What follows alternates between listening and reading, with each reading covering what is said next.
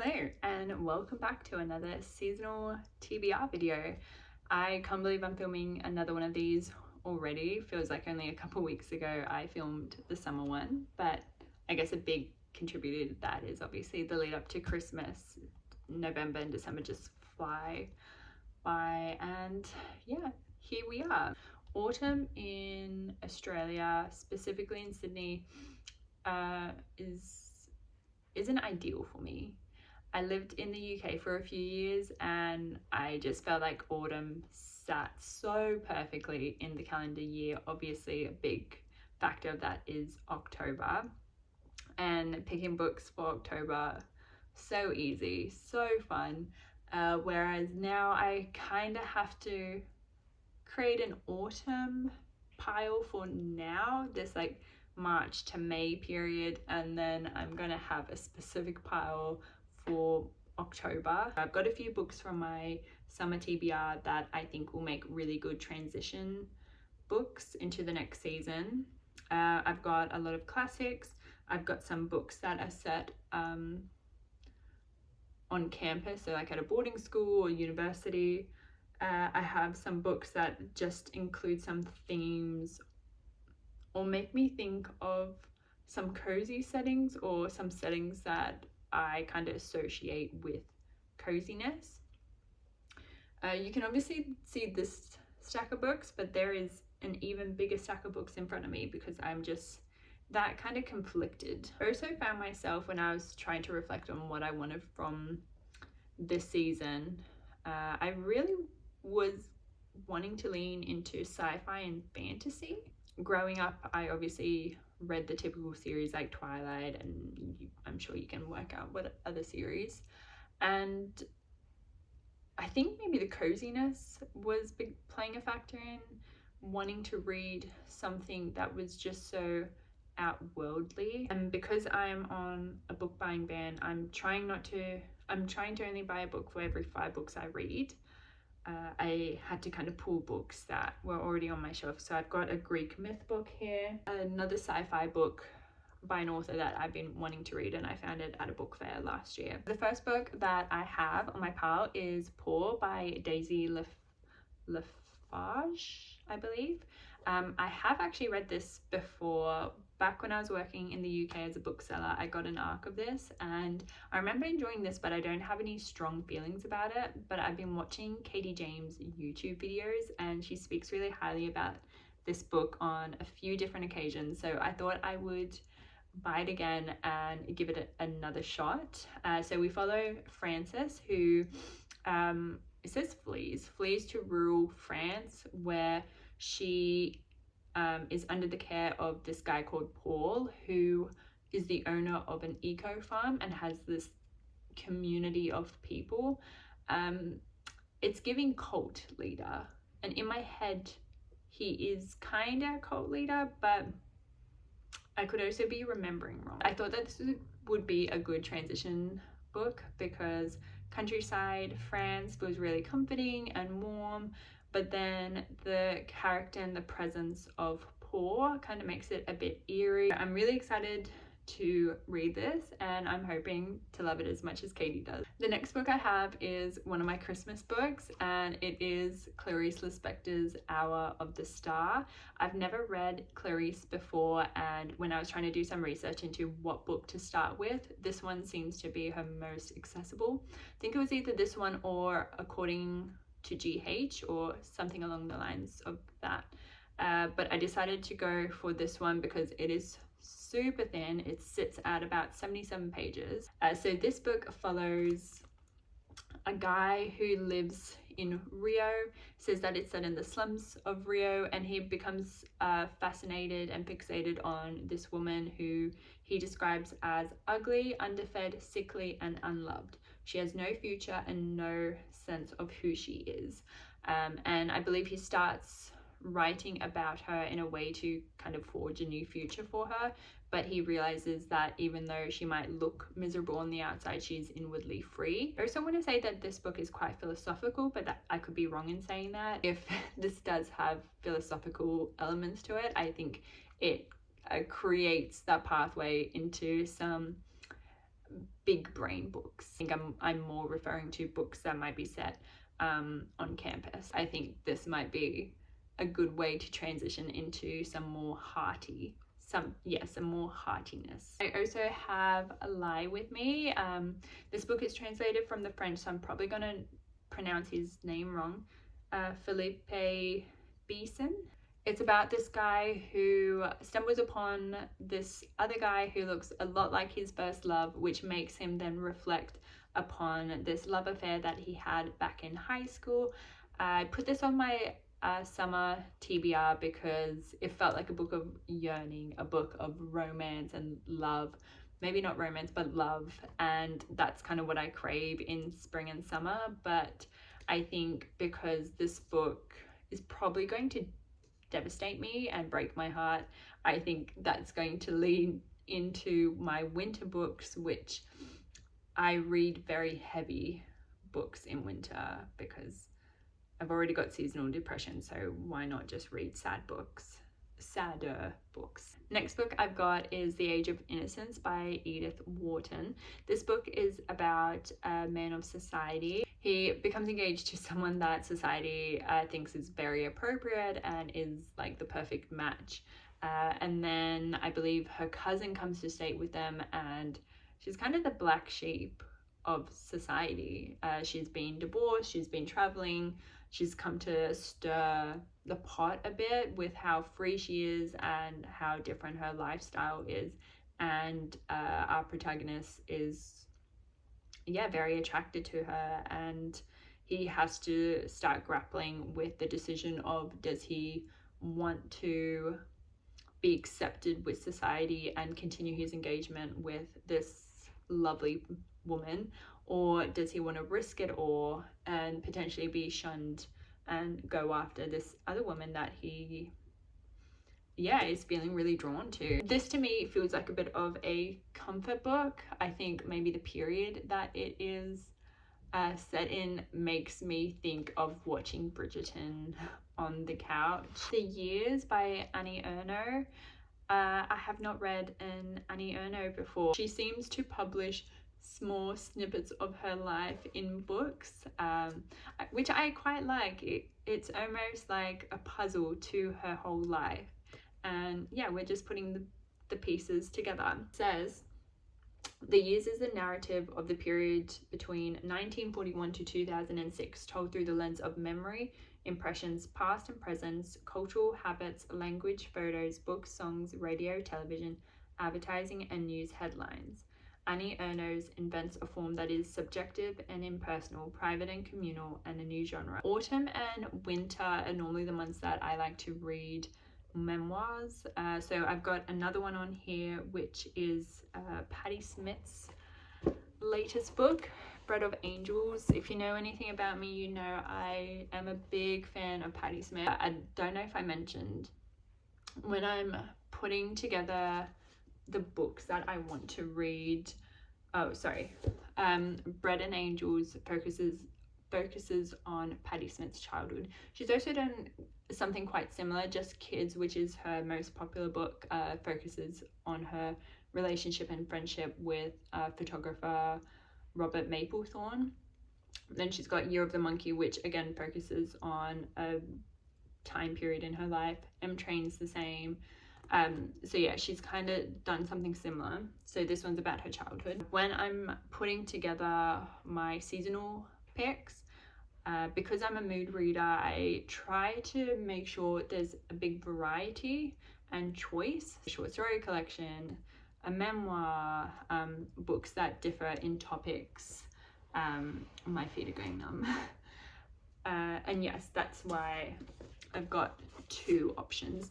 We'll probably only read one of them, but always like having the options. Speaking of options, 2 Thomas Hardy books on here. Have not read him. Last year was the first year that I really lent into classics. I'd never really read classics before. I don't know which one I want to read, but I decided to pull them both. If I'm being honest, they both sound like they would actually fit better into what I would like to read in spring. Both of them on the back at least, talk about how nature plays a big part in it. That, again, thinking about autumn, I think obviously about falling leaves and nature. So I thought I would just put this on the pile just in case. So I have to remember which one's which. Okay, so Far from the Madding Crowd, we follow a guy who is besotted with this girl who has two other suitors after her. A soldier, a middle-aged farmer, and who is this guy? It doesn't say who our protagonists, like what his like role is. So that's Far from the Madding Crowd. And then the Woodlanders, girl Grace. So she goes away to school, a middle-class school, and when she leaves, she's engaged to someone back home, and when she comes back, she feels like she's better than everyone else and decides to set her eyes on a doctor instead. Next classic is The Picture of Dorian Gray. I did put this on some TBR list a while ago. I don't think it was, definitely not summer, might have been my winter one. Is about Dorian Gray, who I believe sells his soul in order to obtain eternal youth and beauty. And I think as well, I guess the supernatural element to it, me, that sort of feel that I'm craving in autumn, even though I'm at the beginning of the year instead of the end of the year, where there's October. So another Christmas book, this one I would definitely read because I'm very excited about it, is Elizabeth Gaskell's Ruth.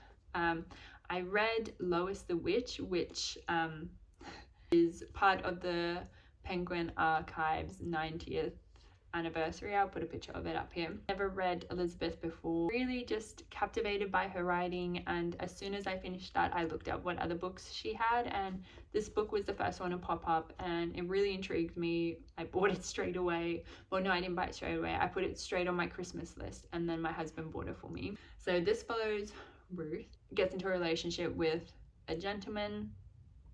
She falls pregnant, he leaves her, she moves and joins this new town, but when they find out that she is a single mum, they obviously, she becomes the center of, gossip. But then when Henry, who is the father of the child, comes into town, she has to grapple with the decision of whether she wants to succumb to society and get with the father for that social acceptance, or whether she just continues on with living her life with her and her son, and yeah, just try not to care what others are talking about. This book, it doesn't sound at all like the movie I'm going to talk about, but there's a 90s movie called Baby Boom with the lovely Diane Keaton. That movie is very autumnal, not at all the same premise, but that movie is about Diane Keaton, who was like a big city worker working her way up the ladder. She then gets entrusted with this baby, and she decides to move to the country, and it's just such an autumnal film. It feels like the whole thing's just set in autumn and winter, leaves everywhere. She decides to start making baby food. And for some reason, when I was reading the back of this, I just kept thinking and craving to watch Baby Boom, so I'm just kind of going off that. The next book I have is Tomb of Sand by Geetanjali Shree. This was the winner of the 2022 International Booker Prize. I was working at the bookstore when this got announced, and so I've had this on my shelf for 4 years. We follow an 80-year-old woman, which I love. I think I spent so many years just reading about girls in their 20s and 30s that I think I am feeling a pull towards reading about women later in life. It's about a woman who lives in northern India, and her husband has died, and she's trying to figure out what she's going to do with life now, which I love. I love that she's starting again. Sorry, let's just take a sip. She strikes up a friendship with someone who I guess isn't conventional, because it says it confuses her bohemian daughter, who is used to thinking of herself as the more modern of the two. I love that she's pushing the boundaries on maybe what society or who society is telling her to have in her life. Also really been wanting to try out this publisher, Tilted Access. They publish so many amazing books that have just intrigued me, but I'm trying to be better at not buying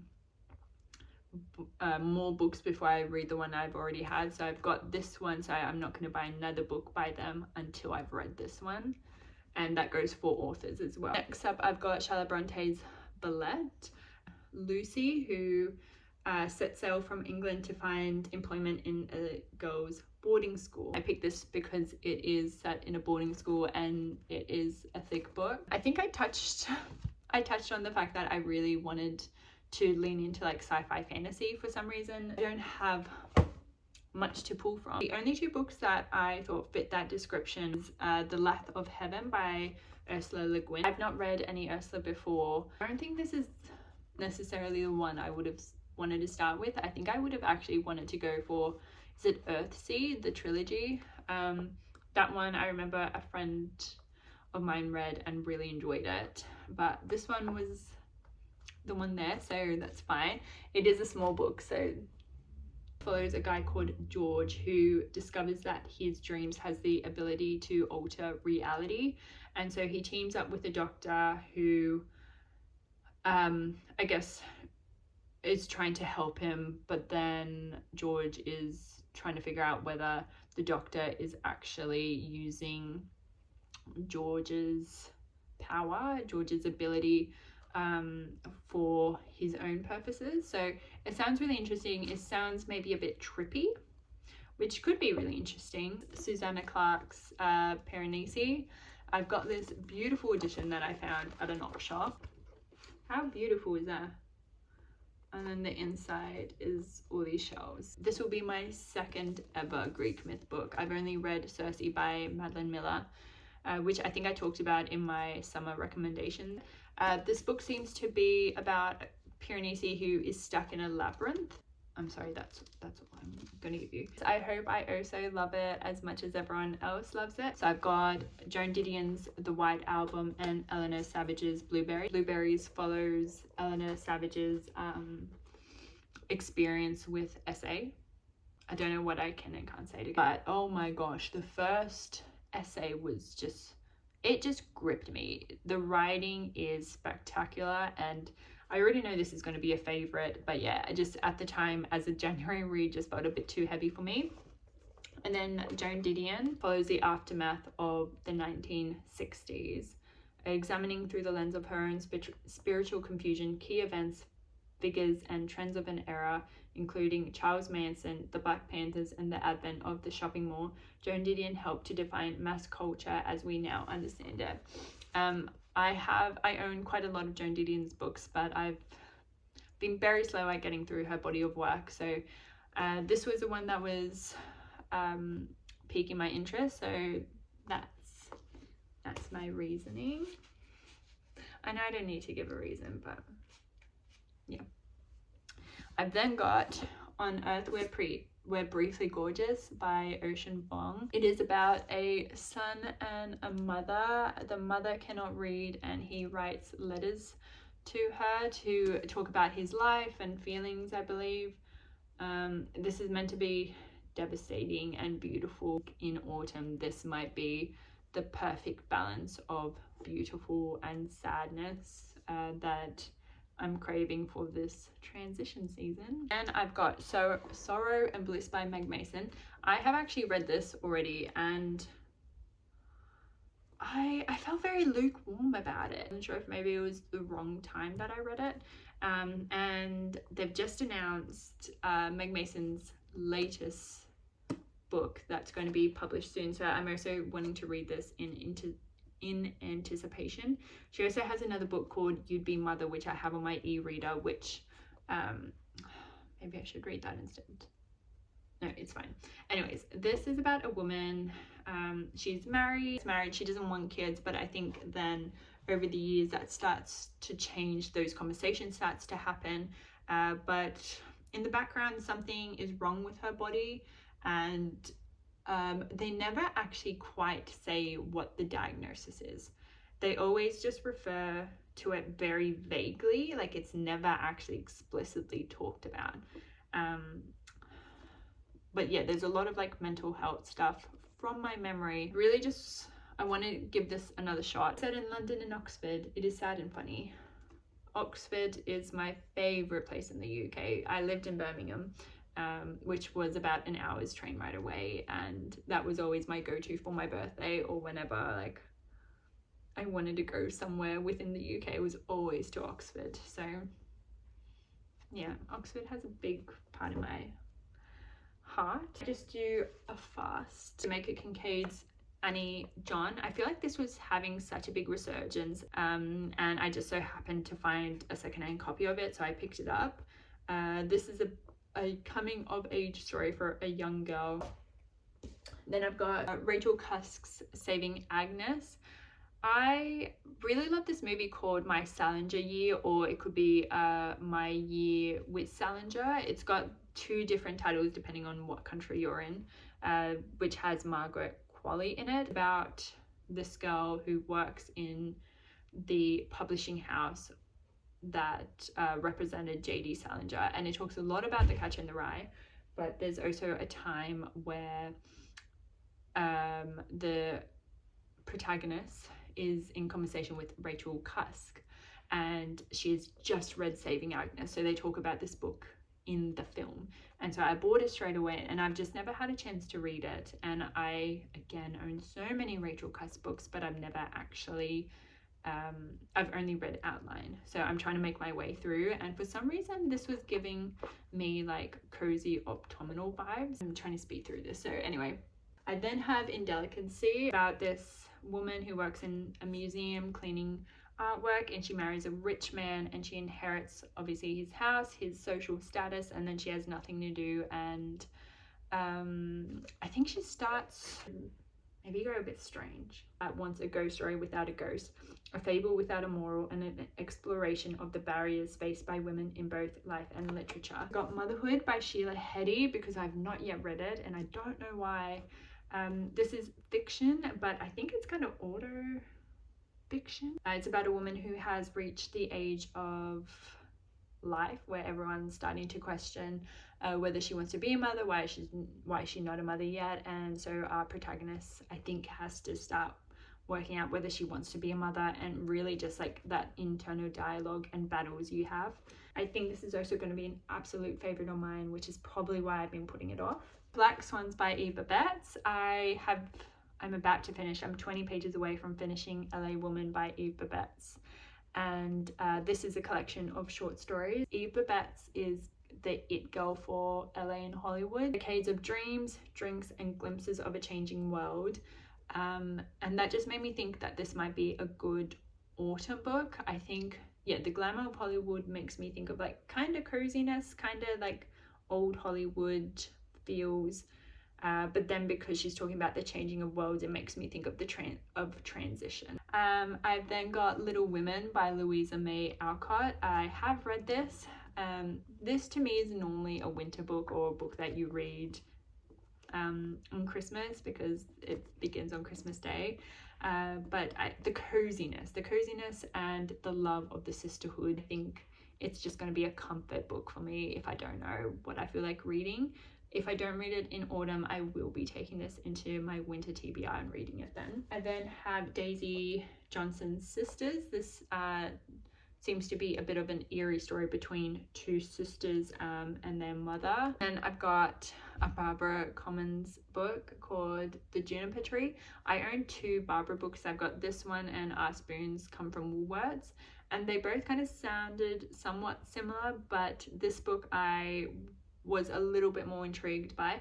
It actually sounds a lot like Ruth by Elizabeth Gaskell. So it's about a woman called Bella. She's homeless and jobless and is the mother of a toddler by a man whose name she didn't quite catch. She seems to move to a new town or a new area. It says Bella has not only found a job but a vocation, not only a place to live but a home and a makeshift family. So this might be the wholesome, might hold the wholesome element that maybe Ruth doesn't have. But from what I remember, I became intrigued by Barbara because Melissa from, I think it's Beware of Pity or the Post Office Guy, I can't remember which username is for which social media account. I'm pretty sure she said that her books are quite a bit strange, or a bit of an unsettling feeling. Last one, bet you thought this would never end. Last book is The Winter Cure by Sophie McIntosh. 3 daughters who live in an abandoned hotel on an island, and their parents have made them believe that the sea is poison and everything is out to get them and kill them. But then when the dad dies, 3 strange men come onto the island. Done. There's so many. I'm most likely only going to read 4 of them. 2 of them if I decide to read the 2 like massive books. My herring shut. Thank you for watching. If you have stuck through this whole video, I really hope I'm able to edit it down so it's not as long as it has been to film. Let me know if any of these are on your radar. Let me know what you might be reading in autumn, or if you're leaving winter, congratulations. Yeah, I'll see you in my next video, which will either be books I recommend for autumn, or it'll be a recap of my summer months of reading. So anyways, see you next time.